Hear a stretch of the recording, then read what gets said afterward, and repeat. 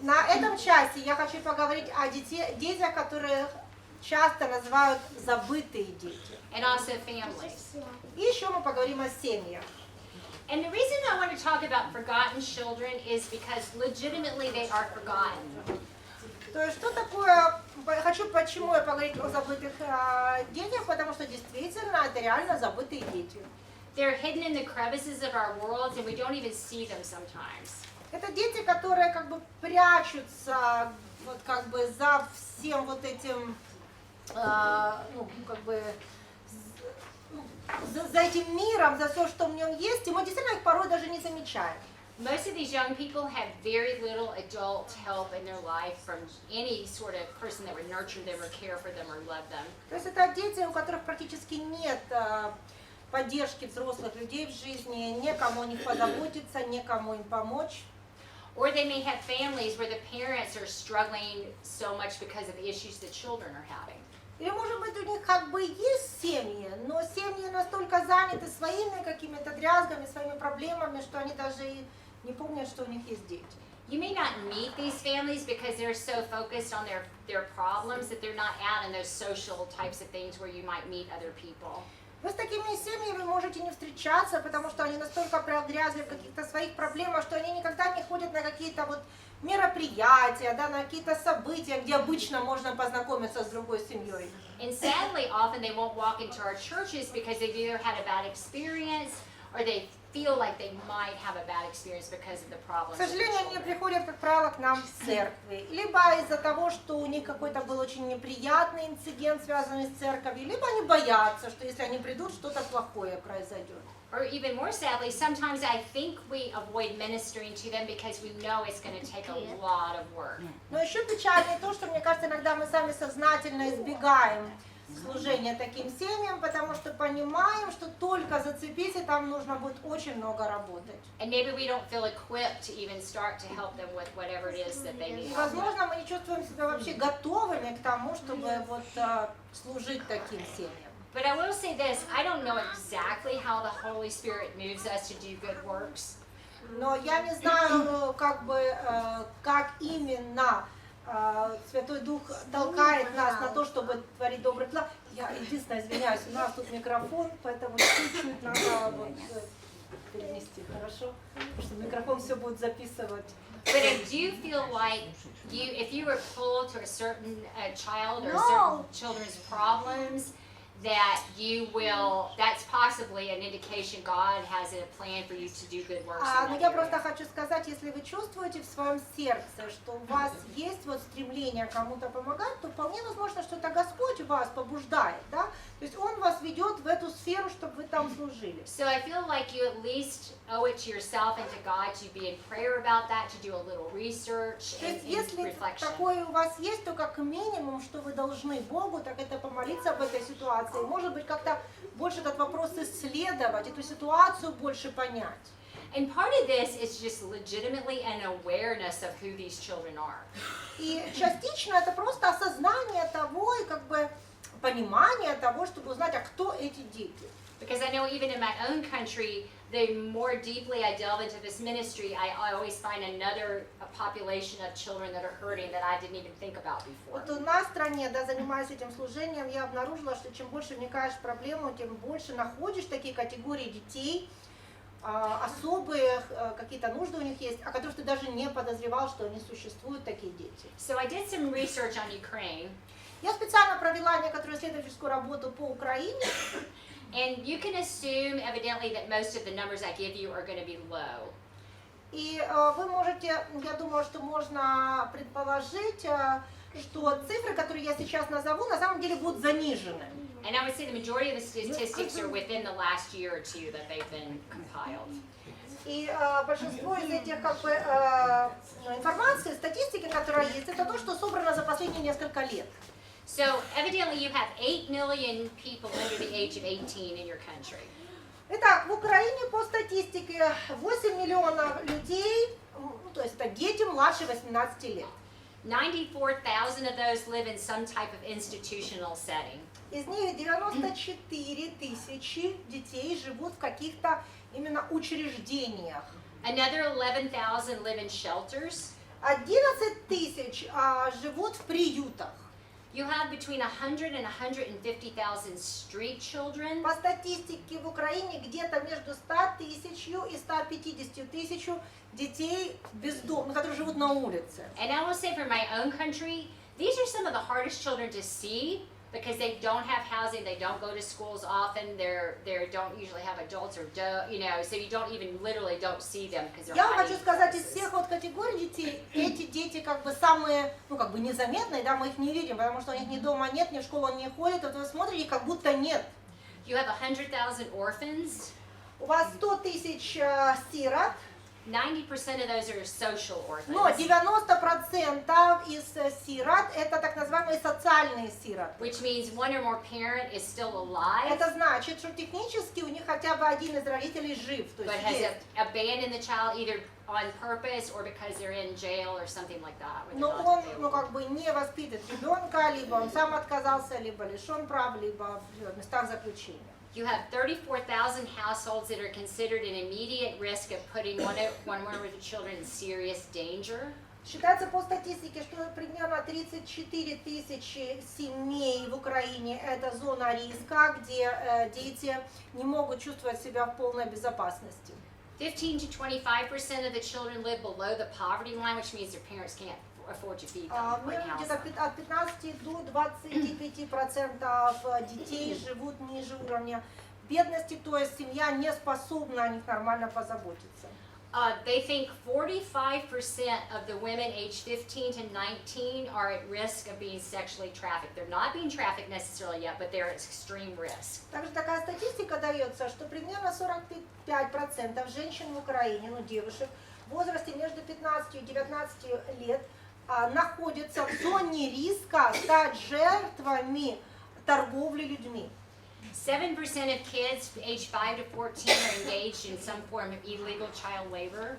Примерно 7% детей в возрасте от 5 до 14 лет вовлечены в незаконную эксплуатацию детей.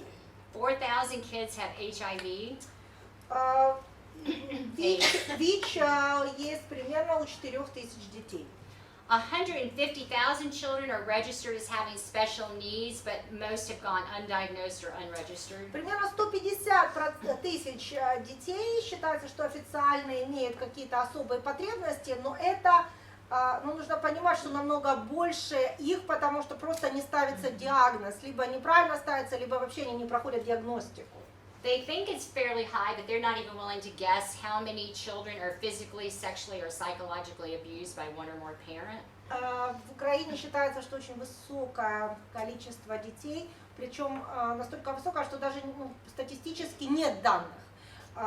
Мне кажется, даже боятся проводить, что неизвестное число детей находятся под насилием физическим, сексуальным и психологическим со стороны родителей.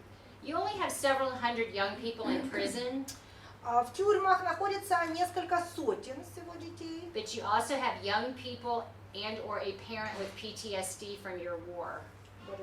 Post-traumatic stress. Но примерно, очень много детей считается, что сейчас у вас испытывают посттравматический синдром. Очень много, многие из них это связано с военными действиями, которые сейчас ведутся. You have 260,000 Roma in Ukraine. 40 to 50% are under the age of 18. У вас цыган насчитывается примерно 260 тысяч, примерно от 40 до 50% из них младше 18 лет. And I don't want this to be an anti-Ukraine because quite honestly, I can tell you in the United States, our numbers are a whole lot worse than this, and we probably have 15 more categories to add on to this. Я хочу, чтобы вы не считали, что вот то, что я как бы статистику какую-то говорю, это каким-то образом показывает, как все плохо в Украине. На самом деле нет, у нас в Америке статистика еще как бы ужаснее, у нас есть некоторые такие категории, намного их больше, которых у вас даже нет. This is any country, any society, any time in history. На самом деле это относится ко всем странам, к любым обществам, к любым историческим эпохам. The descriptions may be a little different, but the fact remains is we've got tremendous amount of broken children in our То societies. есть, может быть, немножко другие категории, немножко цифры другие, но во всех обществах всегда существовало огромное число страдающих детей, детей с различными видами травм.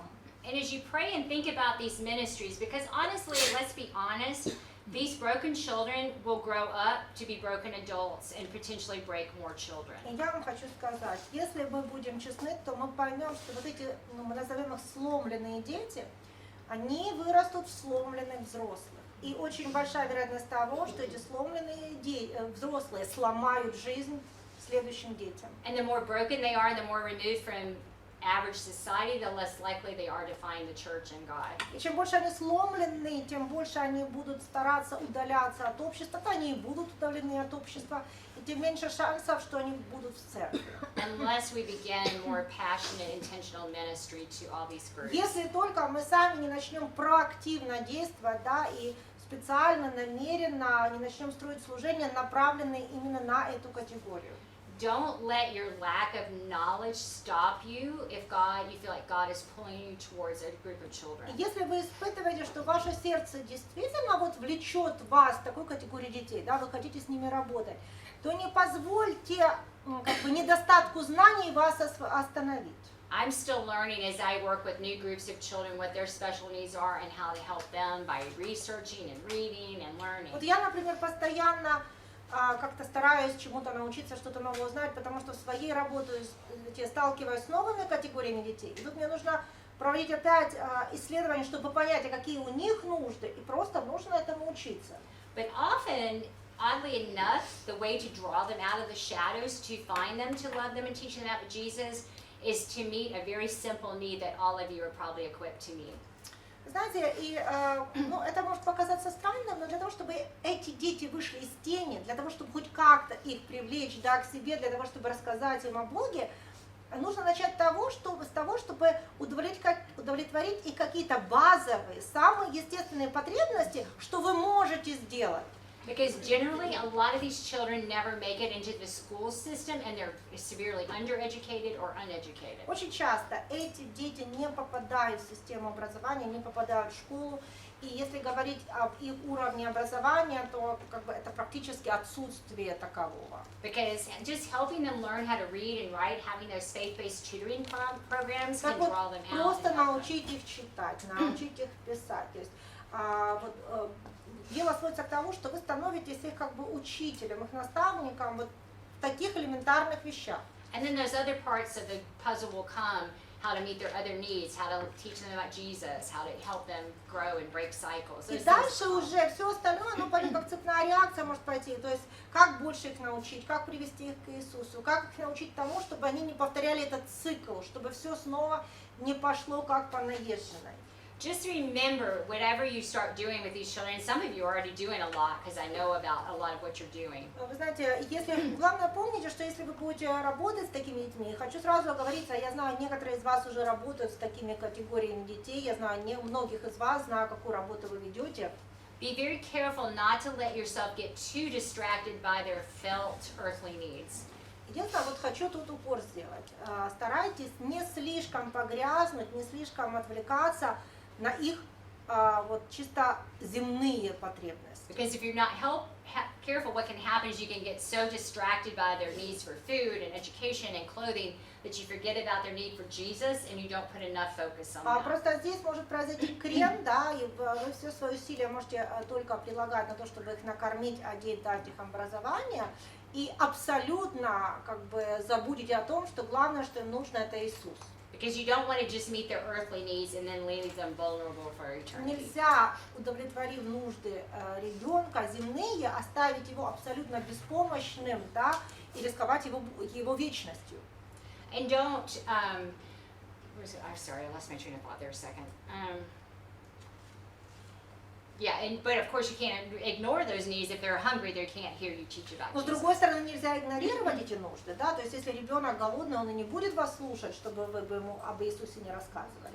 But also realize for those children that do have one or more parents still involved, the brokenness often extends to the parents as well, and they need our ministries. Но если у ребенка есть все-таки хотя бы один из родителей, то не забывайте, что вот эта сломленность, она есть не только у ребенка. Да? Скорее всего, это сломленность и взрослого человека в семье, поэтому служение должно идти дальше ребенка. То есть служение должно распространяться и на родителя.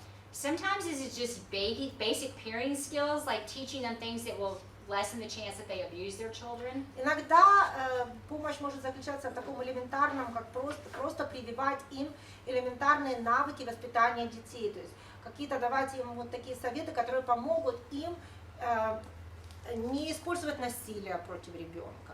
Sometimes it's helping them get the skills they need to get better jobs so they can feed their children. Возможно, вы сможете помочь этому родителю какие-то получить навыки, чтобы получить лучшее место работы, да, чтобы зарабатывать деньги для того, чтобы прокормить ребенка.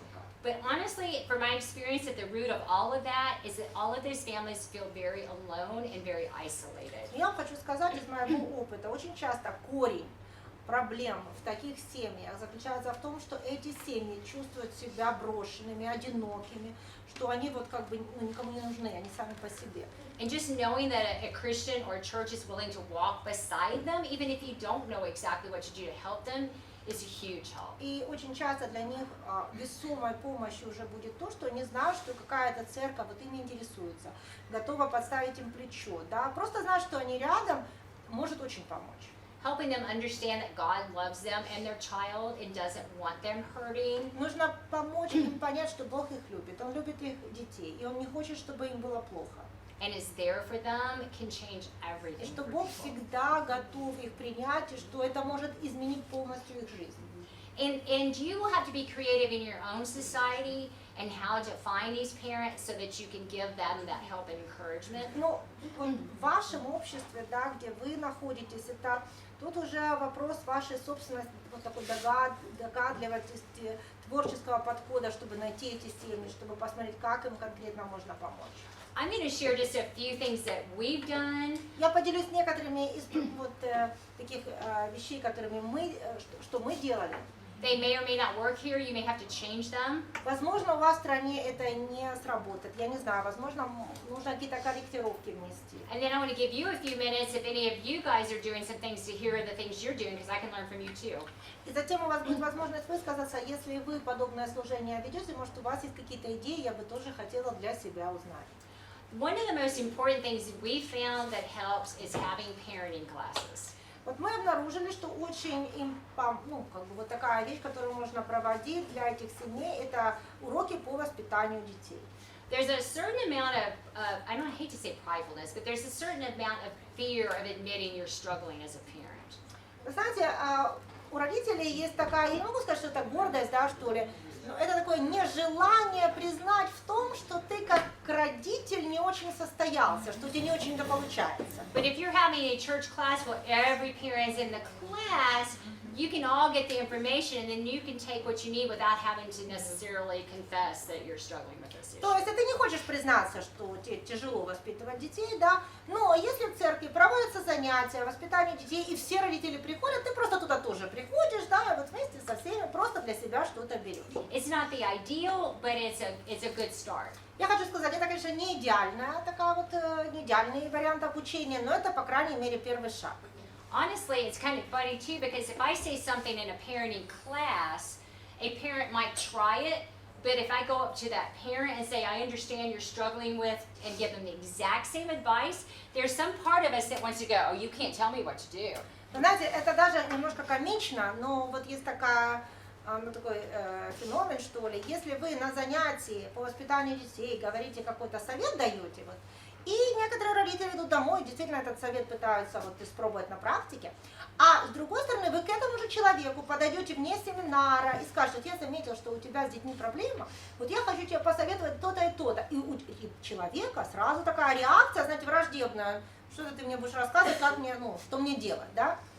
And as you have Christian parents who successfully raise children that stay Christians as adults, take advantage of them and use them as mentors for parents that are struggling or for groups of parents that are struggling. И очень полезно, если в церкви есть родители, которые сумели воспитать хорошо детей, и их дети, христиане, да, вот верные, тогда нужно использовать таких родителей в помощь молодым родителям, у которых не очень получается, да, и они могут такими своеобразными наставниками для них быть. We want to act like it's just luck if you have a child that turns out to be a strong Christian and you have a child that doesn't. You have bad Вы luck. знаете, у нас как бы немножко так принято думать, что это все как бы удача. Ну, повезло, дети выросли христианами хорошими. Не повезло, не выросли хорошими христианами. But in my own private research and in the research that a group of Americans spend a whole lot of money doing, there are absolutely consistent things that people do that have children that grow up to be Christians. Но я вам хочу сказать, это из моих собственных исследований, могу сказать, и из очень такого дорогостоящего исследования, которое тоже в Америке целая группа людей провела, они говорят о том, что для того, чтобы дети, взрослые оставались христианами, это как бы результат во многом работы их родителей, того, что делали родители. And so this group spent a whole lot of money figuring out what those, I mean, there's a lot more, I think, but the specific things that they all. Так вот, это дорогостоящее исследование специально было проведено для того, чтобы узнать, а что же эти родители делали такого, да, конечно, там очень большой список, но что такие основные моменты были, которые все-таки произвели к тому, что вот дети, повзрослев, остались с Богом. So finding ways to encourage parents to do these things consistently in their homes and doing them ourselves, modeling them, is going to help the whole situation a lot within the churches for sure. Я вам хочу сказать, когда вы всячески призываете родителей, как бы воодушевляете родителей на то, чтобы они определенные вещи делали дома, да, чтобы они являли пример своим детям, то если такое будет происходить в семьях, это отразится и на общину в целом. И церковь в целом будет намного крепче и лучше. In most of these, you would think, oh, I knew that. Yeah, that makes sense. But there's one that surprised everybody. That's the result of the И вот я назову некоторые моменты, это то, что вот результаты того исследования, да, что же было обнаружено. И некоторые вещи, как бы они понятны, но есть один пункт, который, я думаю, вас удивит. So the first, of course, was Bible reading. Ну, начнем с первого. Итак, что они первое обнаружили, это то, что в этих семьях читали Библию. Both as a family and independently, the children, the teen, То everybody on есть и their own. семья в целом читала, и дети, как бы они поощрялись к тому, чтобы читать Библию. Prayer, of course. Конечно же, молитва была в семье. Talking about what's in the Bible. Разговоры о том, что написано в Библии. And that's a skill set in and of itself, is teaching a parent when a child comes home from school and says, Johnny got in trouble with the teacher, he tried to tell him he didn't do it, but the teacher didn't believe it, and then weaving God into that conversation with your child of what happened at school. So it is what it is. Well, yeah, it's hard for parents to naturally do that. You kind of have to teach them, some of them, how to do that, work God into those things. Вот вы знаете, это то, что вот разговоры о Боге с детьми, это то, что большинство родителей нужно учить, они не знают, как естественно, вот, допустим, ребенок приходит со школы, и что-то у него случилось, и вот что-то не так преподаватель сделал, не так отнесся. И вот это целое мастерство, чтобы родитель умел эту ситуацию так как бы повернуть, чтобы сюда включить разговор о Боге. And I don't mean a lot of lectures. Lectures Но don't я work. не имею в виду лекции. Лекции, как правило, вот читать лекции ребенку не работает. But my daughter, I know her a lot of growing up of, oh, well, I guess that's why God says you should always tell the truth so the teacher believes you when you're not, when you are telling the truth, but she didn't believe you. Ну вот вы знаете, мне вот больше вот я видела, например, это своей дочери, да, когда вот проходит анализ, и она говорит, теперь я понимаю, почему там Бог говорит, что нужно всегда поговорить правду. Вот если бы я все время до этого говорила неправду, мне бы учитель не поверила. Ну вот такие, то есть уже практически приходит осознание чего-то. Just those little tidbits every now and then. И вот именно вот родитель должен потихонечку вот такие дозированно это все давать. They did more intentional spiritual coaching. Также в таких семьях наблюдалось вот такое целенаправленное духовное наставничество. And that's having those more intense conversations with older children and teens about what God wants them to do. То есть And это why, уже and direction. разговоры серьезные, особенно уже с подростками, да, с детьми старшего возраста, о том, как ты думаешь, чего Господь от тебя хочет, вот, что Он от твоей жизни хочет. And this is the one that surprised everybody, but if you think about the Bible, it makes a whole lot of sense. Следующий пункт это то, что вот многих удивляет. Но я думаю, что в свете Библии это вполне логично вытекает.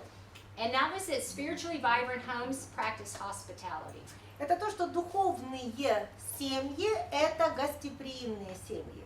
And it doesn't have to be fancy sit-down dinners. Я не имею в виду какие-то такой, вы знаете, роскошно накрытый стол, конечно же. They might have had their kids' friends in to play games. Or Имеется в виду, что могут к детям прийти друзья, поиграть в игры. somebody over for ice cream. А просто кто-то может зайти и покушать мороженое. But they constantly had people that did not live in their home visit their home. Ну, то есть, это для этих семей было обычно постоянно, чтобы кто-то приходил к ним в гости. And you think about Abraham and the 3 visitors, you know, all those stories, you start thinking about stories like, wow, you're right. И That is действительно what начинаешь we do. вспоминать Авраама, да, и 3 его гостей, другие истории. И насколько понимаешь, что гостеприимство действительно со всем этим переплетено.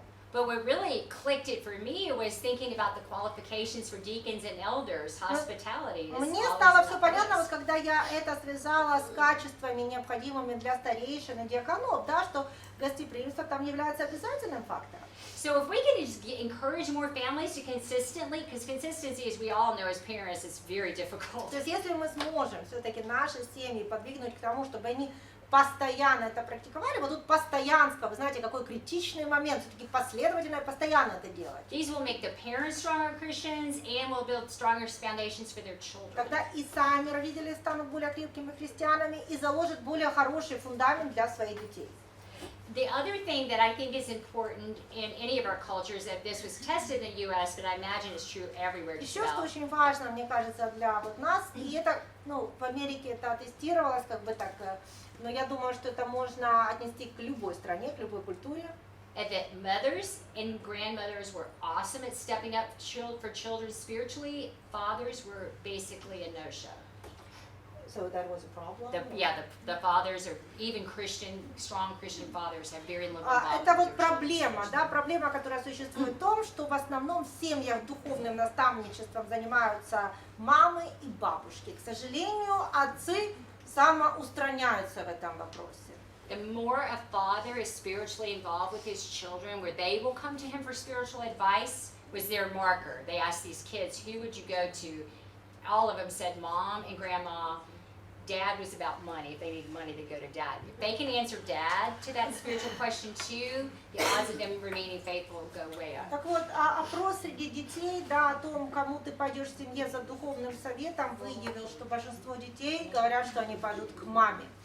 И вот если ребенок отвечал, что он пойдет к отцу, то шансы того, что ребенок останется с Господом, намного увеличивались. So find ways to get your families encouraged to do these things, whether it's contests or, hey, we're all going to do this week to get in a better habit, or, you know, those fun things that get people going, to get more people doing those things, the То есть если у better. вас какая-то вот такая будет программа, где вы будете с родителями заниматься и всячески их вот все-таки пытаться подвигнуть к тому, чтобы они стремились это делать, и тут уже как вы это выберете? В идеале, конечно, чтобы это какой-то был дух такой, знаете, вот, ну не соревнование, но вот что-то такое было, ну давайте попробуем, вот этой неделе работаем над этим, чтобы зажечь их.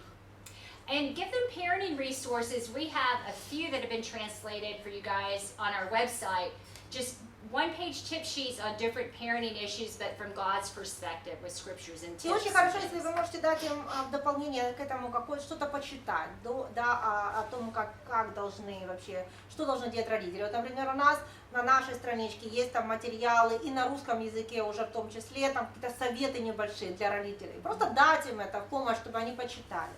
Has anybody else done anything else that they think was helpful to parents? Вот я хочу спросить, может быть, кто-то уже работал с родителями и какую-то применял тактику, которая вы увидели, что действительно очень эффективна? Okay, so when I lived in the States, I was a nanny, Я вот работаю няней and в Америке. the mother was a single mother, И я работала у женщины, которая была матерью-одиночкой. and sometimes when I could tell she was having like a hard week, И иногда я прям видела, что у нее очень тяжелая работа. I would offer like on a Saturday to take the kids, Я ей предлагала, что я могу в субботу забрать детей куда-то. or if she needed to go to the grocery store like after work to try and keep the kids so she can have that time for herself. Или я могла, иногда я знаю, что после работы ей нужно было там пойти, допустим, скупиться, я тоже предлагала дополнительно побыть с детьми. So sometimes I think just kind of offering your time is a way to like relieve the То есть я думаю, что вот это вот было, ей очень помогало, хоть как-то облегчить ее вот груз тем, что я предлагала провести время, да, вот с детьми, и на это время освободить ее. And that's really important for at-risk parents. Но это очень важно для родителей, которые относятся к категории риска. Because sometimes the abuse happens because they're so overtired, overwhelmed, they just are acting without thinking, but having those breaks can cut that cycle for То them. есть вот это, что имеется в виду, да, категория риска, что иногда эти родители могут сорваться на насилие, да, и вот иногда этот срыв, он происходит именно из-за вот этой вот усталости, невозможности дальше нести какой-то вот такой груз, то есть дать им возможность отдыха какого-то может помочь им не сорваться. But even on a positive side, then she had more energy to teach them about God because she wasn't so overtired, even if she weren't at risk. Но даже если бы это не был человек, который находился в категории риска, даже если это женщина-христианка, да, то есть если вы дадите ей время отдохнуть, то у нее потом больше будет сил поговорить с ребенком о Боге, например. То есть просто энергии больше будет. And I would say having raised a child, even married parent, not as badly maybe as a single mom, but I think any parent would love that chance for some other Christian to take their kids for a few hours or a day or whatever to do stuff and give them a little time. Но я вам хочу сказать, что это относится не только к матерям-одиночкам. Конечно, к ним это относится в намного большей степени. Но даже для полной семьи, да, когда мама постоянно с детьми, дать ей вот эту передышку, отдохнуть, это очень важно. Because I know I did that a lot when I was single because I had more time and energy to do that kind of thing. So that's great. Потому что когда у тебя еще нет детей, да, когда у тебя нет семьи, у тебя намного больше энергии, потому что ты вот больше можешь всего сделать. Anybody else? Еще кто-то хочет чем-то поделиться? The main thing, and I think you've really hit on it, is it boils down to taking the time to have relationships with people. Мне кажется, вот главное, опять-таки, и вы, в общем-то, затронули эту тему, что чтобы построить отношения с людьми, нужно на это тратить свое время. So that you can be that safe person that they're brave enough to voice their concerns and worries to you. То есть вы должны стать вот этой вот, как бы, что ли, тихой гаванью для этого человека, чтобы он не боялся с вами поговорить, не боялся озвучить вам вот какие-то свои нужды. And that you're vulnerable yourself, especially if you're a parent. Tell all those silly stories of the mistakes you made when your kids were little.